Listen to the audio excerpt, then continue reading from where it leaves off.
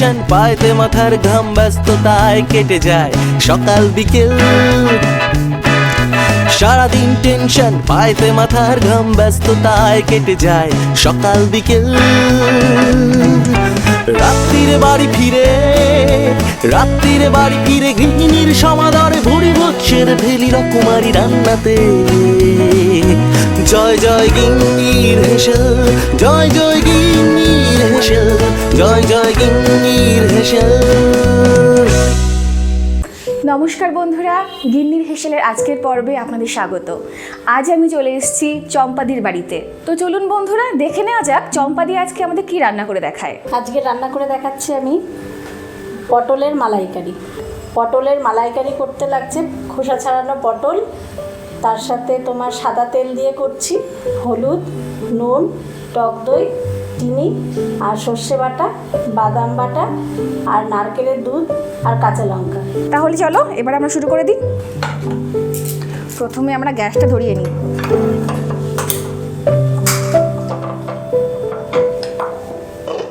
তেল দিয়ে দেবো তো? একটু বলে দাও কতটা দেবো? তেলটা একটু বেশি দাও, পটলগুলো সব ভাজতে হবে।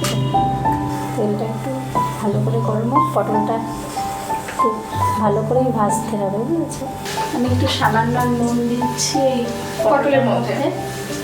পটলটা একটু মাঝখান দিয়ে একটু ছুরি দিয়ে আচ্ছা আচ্ছা আচ্ছা, যাতে মশলাটা ভেতরে ঢুকে যায়। হ্যাঁ, মশলাটা যাতে ভেতরে ঢোকে সেই কারণে আমি আগের থেকে আমি একটু চিড়ে চিড়ে রেখেছিলাম, ঠিক আছে? তেলটা যেহেতু গরম হয়ে গেছে, একটা একটা করে এবার ছেড়ে দিতে হবে।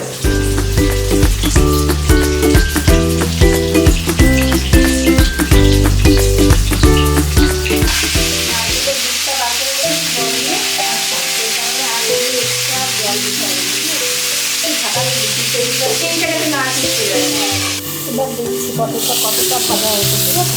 ঠিক আছে, এরপর রেখে দাও।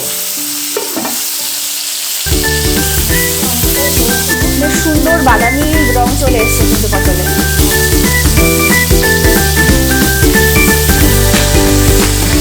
আচ্ছা, তো এবার তুলে নিচ্ছি আমরা।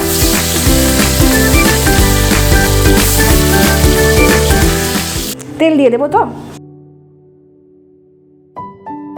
কেউ যদি মনে করে তেলটার মধ্যে একটু কালো জিরে ফোড়ন দিয়ে তারপরে করবে, সেটাও করতে পারে, ঠিক আছে? আমি কালো জিরেটা দিচ্ছি না। এবারে তেলের মধ্যে আমি সর্ষে বাটা নিলাম প্রথমে, ঠিক আছে? আচ্ছা, মানে এবার আমরা মূল রান্নায় চলে যাচ্ছি। হ্যাঁ, তেল দিলাম, এই তেলের মধ্যে প্রথমে সর্ষে বাটাটা দিলাম, এটা বাদাম বাটা। তো এটা মোটামুটি 2 টেবিল চামচ মতন হবে, তাই তো? হ্যাঁ, বাদাম বাটা দিলাম।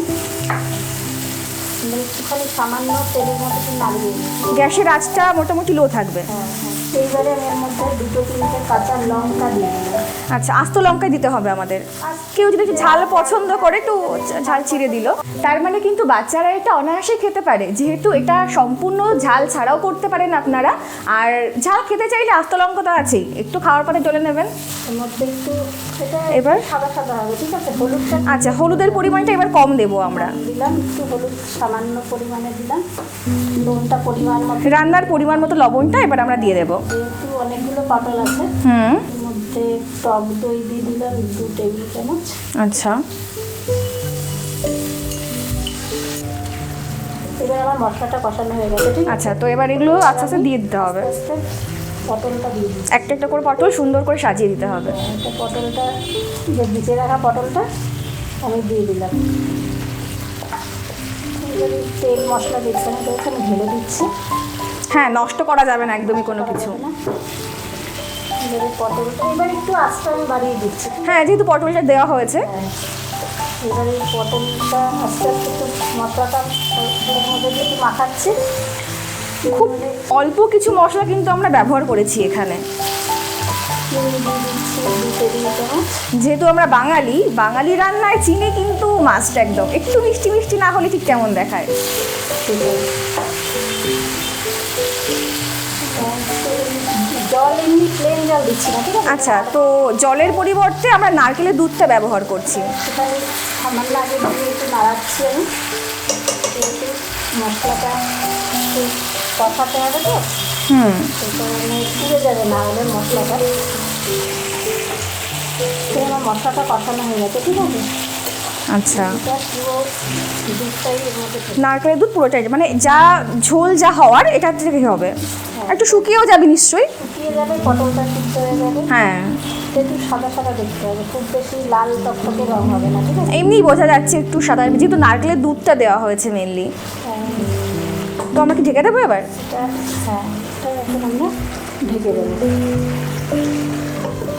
গ্যাসটা একটু মিডিয়াম করা আছে, ঠিক আছে? আচ্ছা, এখন এটা একটু ভাপে হতে থাকে। একদমই তাই। এবার একটু দেখা যাক কত দূর হয়েছে, ঠিক আছে?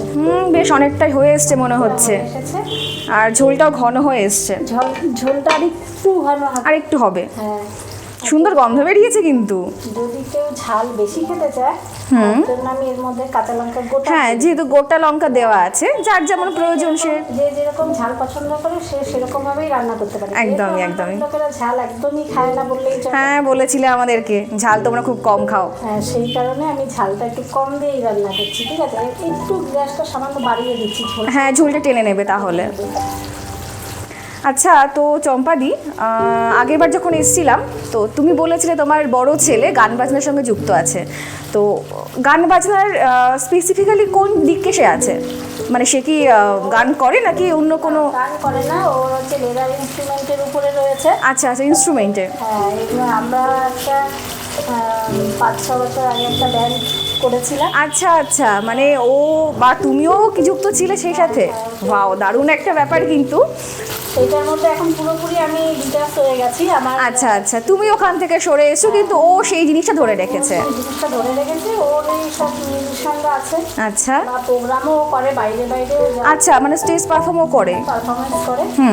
ও মিউজিক নিয়ে মানে নেশাকেই পেশা বানিয়ে নিয়েছে একদম ও। নিয়েছে। খুব ভালো কথা এটা। যেহেতু ধ্যান জ্ঞান এইটাই, সেই কারণে আমরা ওর উপরে আর অন্য কোনো কিছু। একদমই একদমই। রান্নাটা আমাদের হয়ে এসেছে। ঝোলটা কিন্তু ঘন হয়ে এসছে। ঝোলটা ভালো এসে এখন আমি গ্যাসটা অফ করে দিচ্ছি, ঠিক আছে? আচ্ছা, মানে মোটামুটি আমাদের রান্না তো কমপ্লিট। এটা খুব তাড়াতাড়ি হয়ে যায় এটা। হ্যাঁ, সত্যিই তো তাই। মানে এর আগে যে রান্নাটা আমরা দেখেছি সেটা যদি 5 মিনিট হয়, কিন্তু 2 মিনিটে হয়ে যাচ্ছে। এবার আমাদের রান্নাটা হয়ে গেছে, গ্যাস বন্ধ করে দিলাম। এবার আমরা এটা নামিয়ে দাঁড়া, আমি এটাই গিয়ে দিই। পটলগুলো কিন্তু আস্তই আছে, আর দেখে বোঝা যাচ্ছে ভেতর থেকে খুব সুন্দর করে সেদ্ধ হয়েছে। আমাদের এটা রান্না কমপ্লিট। এবার এটার উপর একটু গার্নিশিং করে দিচ্ছি। আচ্ছা, পেঁয়াজ টমেটো দিয়ে আমরা একটু গার্নিশ করে নেব। এটা যেহেতু নিরামিষ রান্না, পেঁয়াজ যদি কেউ না খেতে চায় এটা অ্যাভয়েড করাও যাবে। আচ্ছা আচ্ছা ঠিক আছে। আচ্ছা, একটু দেখতে ভালো হওয়ার জন্যই আমি এটা করছি, ঠিক আছে?